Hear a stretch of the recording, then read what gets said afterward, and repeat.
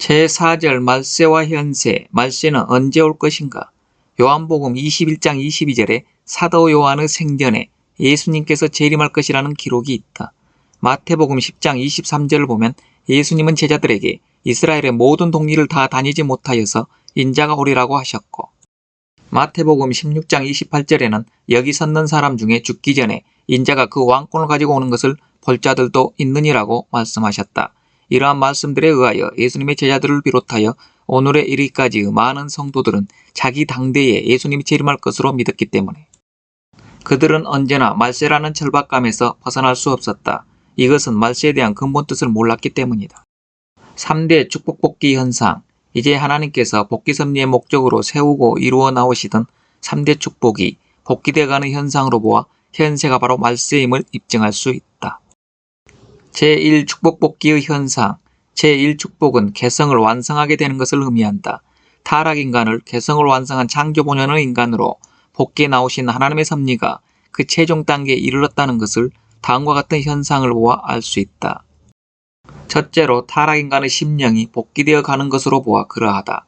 인간이 완성되면 하나님과 완전히 심정적인 일체를 이루어 서로 교통할 수 있도록 창조되었다. 아담과 헤아도 하나님과 일문일답하던 단계에서 타락되어 그의 후손은 하나님을 모르는 데까지 떨어졌다.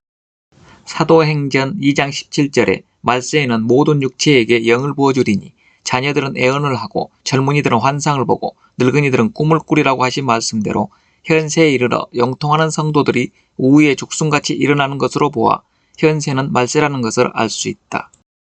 둘째로 타락인간이 본심의 자유를 복귀해가고 있는 역사적인 귀추가 그것을 보여주고 있다. 인간은 타락으로 인하여 사탄의 주관하에 들어 본심의 자유의 구속을 받게 됨으로써 하나님 앞으로 나갈 수 있는 자유를 잃어버리게 되었다. 현세에 이르러 육신의 생명을 버리고라도 본심의 자유를 찾으려는 심정이 고조되고 있다. 이것은 말세가 되어 개성을 완성함으로써 제1축복을 복귀하여 하나님 앞으로 자유로이 나아갈 수 있는 시대로 들어가고 있기 때문이다. 셋째로 창조 본연의 가치성이 복귀되어가는 현상으로 보아 현세가 말세임을 더욱 알 수 있다. 인간의 가치는 행적으로 보면 누구나 동등하기 때문에 그다지 중요한 것 같이 여겨지지 않지만 하나님을 중심하고 정적으로 보면 각 개성은 가장 존귀한 천주적인 가치를 띠고 있다. 현세에 이르러 민주주의 사상이 고조됨에 따라 인간이 노예 해방, 흑인 해방, 약소민족 해방을 주장하며 인권옹호, 남녀평등, 만민평등을 부르짖음으로써 창조 본연의 개성의 가치를 최고도로 추구하는 데 이르렀다. 넷째로 타락인간의 본성의 사랑이 복귀되어 가고 있다는 사실이 더욱 그것을 말해주고 있다. 완성한 세계의 인간은 모두 하나님과 정적으로 일체를 이루고 있기 때문에 인간 상호간에 있어서도 행적으로 일체를 이루게 되어 이 세계는 하나님의 사랑으로 종행으로 얽히어 한몸같이 된다. 현세에 이르러 박애주의 사상이 고조되면서 인간이 그 본성애를 찾아 들어가고 있다. 이것으로 봐도 현세는 제1축복을 복귀함으로써 하나님의 사랑을 중심하고 개성을 완성할 수 있는 말세로 들어가고 있다는 것을 알 수 있다. 제2축복 복귀의 현상.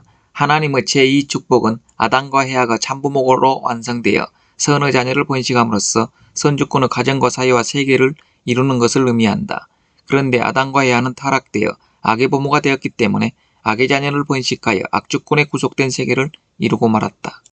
하나님은 한편으로 종교를 세워 내적인 사탄 분립에 의한 심령 복귀의 섭리를 하시고 또 한편으로는 투쟁과 전쟁으로 외적인 사탄 분립을 하심으로써 내 양면에 걸친 주권 복귀의 섭리를 해내려 오셨다. 이와 같이 인류의 역사는 내외 양면의 사탄 분립에 의한 복귀 섭리로서 장차 참부모 대신 예수님을 모실 수 있는 자녀를 찾아 하나님의 제2축복을 복귀해 온 것이다. 먼저 문화권 발전사가 어떻게 현세를 말세로 이끌어가고 있는가를 알아보자. 기독교는 전 인류의 참부모를 찾아 세워가지고 그로 말미암아 모든 인간이 중생하여 선의 자녀가 됨으로써 하나님의 창조 본연의 대가족 세계를 복귀하려는 데 그 목적이 있다. 그런데 현세에 이르러 세계가 기독교를 중심하고 하나의 문화권으로 형성되어 인류의 참부모 대신 예수와 성신을 중심하고 모든 인간들이 선의 자녀의 입장에 서게 됨으로써 하나님의 제2축복이 복귀되어 가고 있는 사실로 보아 현세가 말세임을 알 수 있다. 역사의 목적은 사탄을 분립하여 하나님의 선주권을 복귀하는 데 있다. 하나님은 타락인간에게 성현들을 보내시어 선을 세우고 종교를 일으키심으로써 선한 주권으로 하여금 악한 주권을 멸하게 하시면서 점차적으로 하늘편 주권을 복귀하시는 섭리를 해오신 것이다. 따라서 복귀 섭리의 목적을 이루기 위하여는 투쟁과 전쟁이라는 과정을 거치지 않을 수 없다. 전쟁으로 인한 국가의 흥망성쇠는 손주권을 복귀하기 위한 섭리노정에서 일어나는 불가피한 결과인 것이다. 사탄 분립을 위한 투쟁의 역사는 땅과 재물을 하늘편으로 복귀하고 인간에 있어서도 개인으로부터 가정과 사회와 국가와 세계적으로 하늘편 기대를 복귀하는 데 이르렀다. 이렇듯 사탄 분립을 위한 섭리가 시족주의 시대에서 출발하여 봉건주의 시대와 군주주의 시대를 거치어 민주주의 시대로 들어오게 되었다.